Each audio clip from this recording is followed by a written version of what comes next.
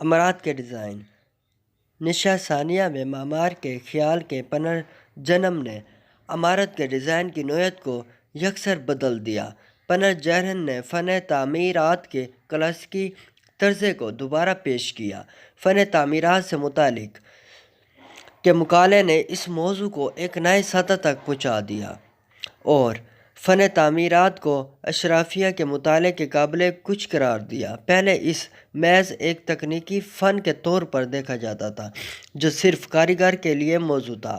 فن تعمیر کی حیثیت میں نتیجے میں تبدیلی اور زیادہ اہم بات یہ ہے کہ معمار ڈیزائن کے عمل میں ہونے والی تبدیلیوں کو سمجھنے کی کلید ہے۔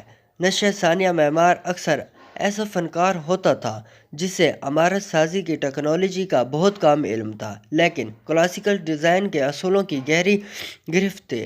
اس طرح معمار کو کاریگروں کے لیے تفصیلی نقاشی فراہم کرنا پڑتی تھی جس میں مختلف حصوں کا اندازہ ہوتا تھا۔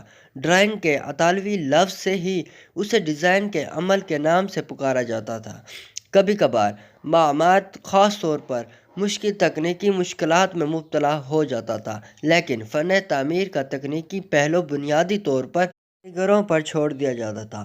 عمارتوں کے ڈیزائن کے طریقوں میں اس تبدیلی سے مسائل کے قریب آئے کے طریقوں میں بنیادی فرق تھا۔ جہاں قرون وسطی کے کاریگروں کو ذہن میں رکھتے ہوئے کسی تکنیکی حل کے ساتھ کسی مسئلے تک پہنچنے کی کوشش کی گئی تھی، پنرجن آرکیٹیکٹس نے اس خیال سے شروع کیا کہ آخر مصنوعی کو کس طرح نظر آنے کی ضرورت ہے اور پھر اس کے کام کرنے کے طریقہ کار کے لیے آس پاس تلاش لی گئی۔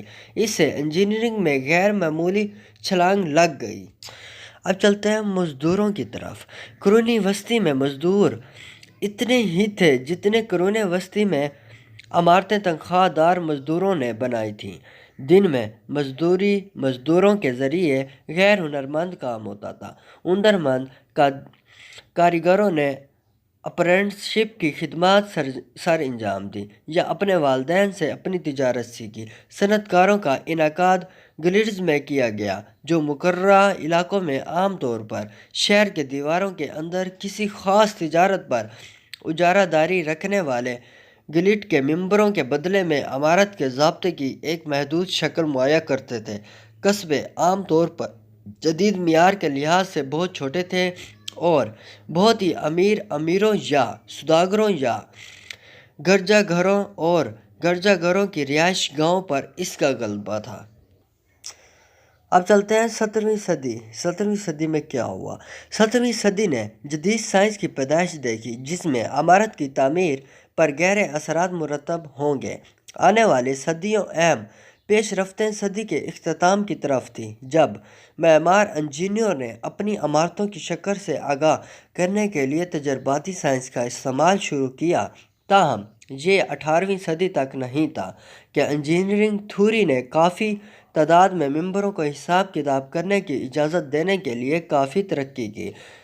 17ویں صدی کی ساخت کا تجربہ انگوٹھے کے قواعد اور بڑے پیمانے پر ماڈلز کے استعمال پر بھروسہ تھا۔